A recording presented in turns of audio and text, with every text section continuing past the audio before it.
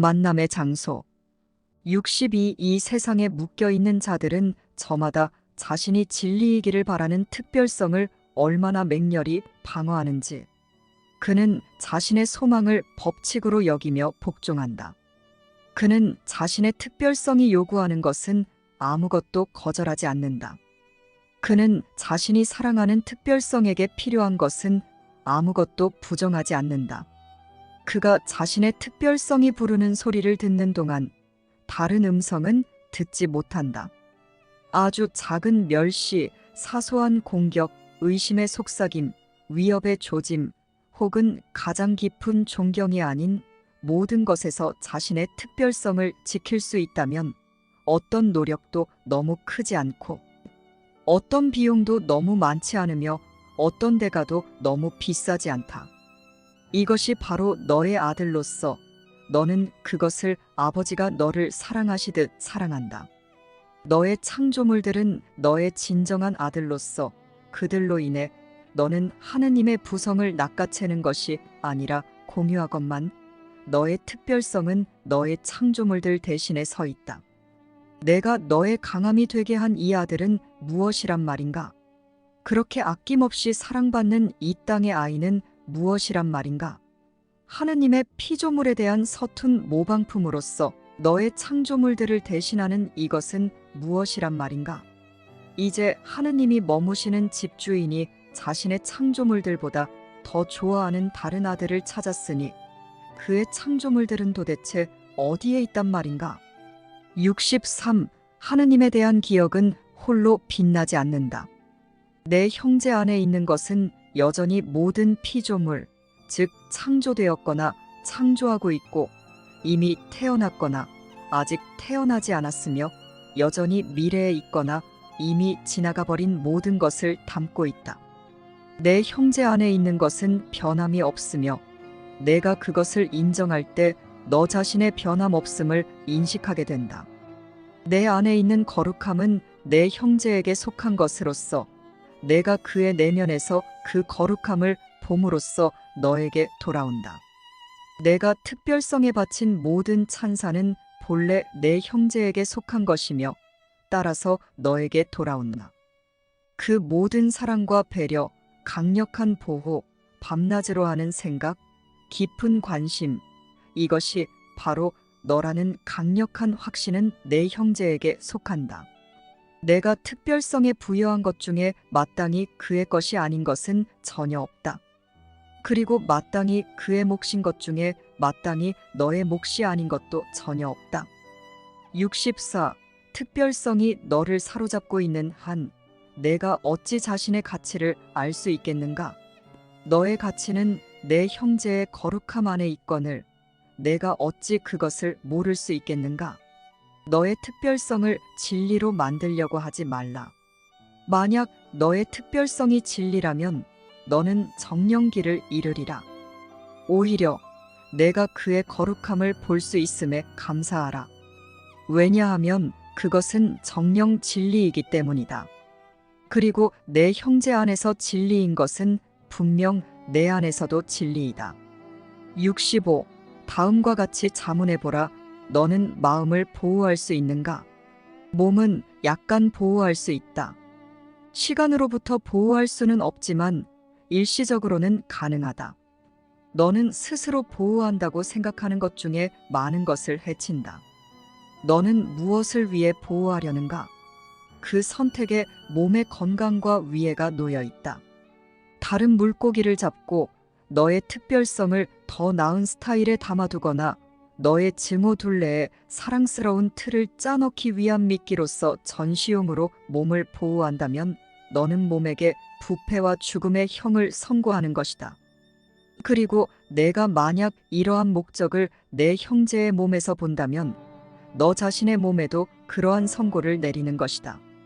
그렇다면 반대로 내 형제 주위에 거룩함의 틀을 짜넣음으로써 진리가 그를 비춰주고 너에게 부패로부터의 안전을 제공하게 하라.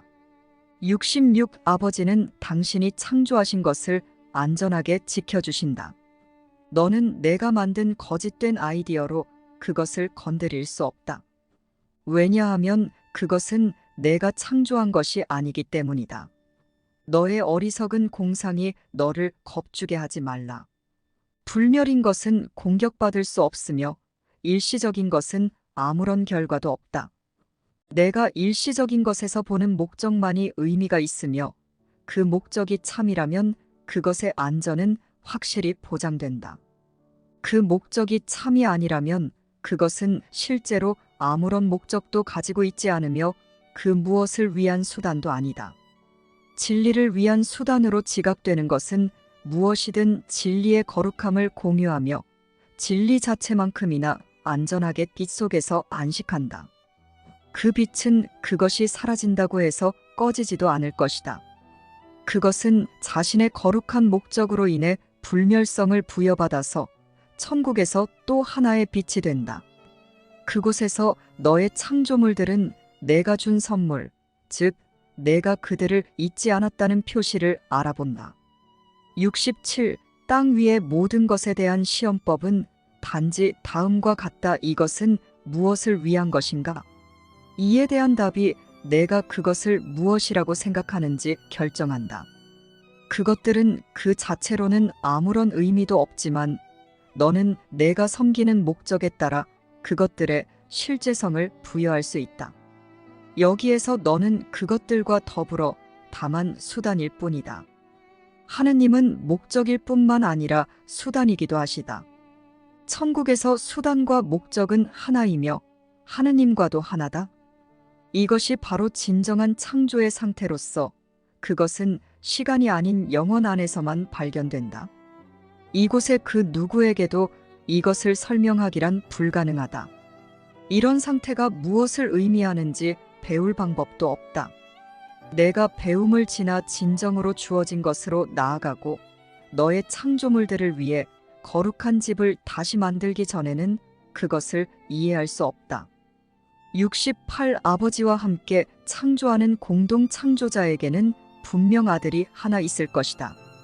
하지만 이 아들은 분명 공동 창조자 자신과 함께 창조되었을 것이다. 그는 완벽한 존재로서 모든 것을 포함할 뿐만 아니라 모든 것에 포함되어 있으며 보탤 것도 덜어낼 것도 없다.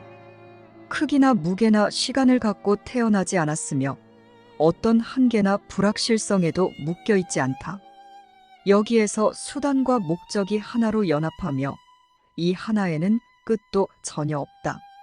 이 모든 것이 참이지만 배우지 않은 레슨 하나, 여전히 불확실한 목적을 가진 생각 하나, 혹은 목적이 갈라진 소망 하나를 여전히 기억에 간직하고 있는 자들에게 그것은 아무런 의미도 없다. 69. 이 수업은 쉽게 배울 수 없는 것을 가르치려고 하지 않는다. 내가 준비되었을 때 너의 것이 너에게 온다고 말해주는 것 외에는 이 수업의 범위는 너 자신의 범위를 넘어서지 않는다. 이곳에서는 수단과 목적이 분리되어 있다. 왜냐하면 그것들은 그렇게 만들어져서 그렇게 지각되었기 때문이다. 따라서 우리도 마치 수단과 목적이 분리된 듯이 다룬다. 모든 지각은 그 목적을 이해하기 전에는 여전히 뒤집혀 있음을 기억해 두는 것이 아주 중요하다. 지각은 수단처럼 보이지는 않는다. 바로 이런 점으로 인해 지각이 내가 보는 목적에 얼마나 의존하는지 이해하기 어렵다. 지각은 내가 보는 것을 너에게 가르쳐주는 듯이 보인다. 하지만 지각은 단지 내가 가르친 것에 대해 증언할 뿐이다. 지각은 소망의 바깥 그림, 즉 내가 진짜이기를 원했던 이미지일 뿐이다. 70. 너 자신을 바라보면 몸 하나가 보일 것이다. 그 몸을 다른 조명 아래에서 보면 다르게 보일 것이다. 조명이 없으면 그 몸은 사라진 것 같다. 하지만 너는 여전히 손으로 몸을 느끼고 몸이 움직이는 소리를 들을 수 있기에 몸이 거기에 있다고 안심할 수 있다. 여기에 내가 너 자신이기를 바라는 이미지가 있다. 몸은 너의 소망이 이루어지게 하는 수단이다. 몸은 내가 몸을 바라볼 눈과 몸을 느낄 손과 몸이 내는 소리를 들을 귀를 준다. 몸은 자신의 실제성을 너에게 증명한다. 70일. 이렇게 몸은 그 자체를 넘어서는 증거는 전혀 제시하지 못하고 그 시야 안에서는 탈출구가 전혀 없는 너 자신에 대한 하나의 이론이 된다. 몸 자신의 눈으로 볼 때 몸의 진행 과정은 분명하다. 몸은 성장하고 시들며 번성하고 죽는다. 너는 몸과 무관한 너 자신을 상상도 하지 못한다. 너는 몸을 악하다고 판단하여 죄인이라고 낙인 찍고 그 행위를 증오한다. 하지만 너의 특별성은 여기에 내가 사랑하는 아들이 있다. 내가 그로 인해 기뻐하노라. 라고 속삭인다. 이렇게 아들은 그의 아버지의 목적을 섬기는 수단이 된다. 갖지도 않고 심지어 닮지도 않았지만 여전히 아버지에게 그가 원하는 것을 제공하는 수단이다. 이것이 바로 하느님의 피조물에 대한 졸렬한 모방품이다.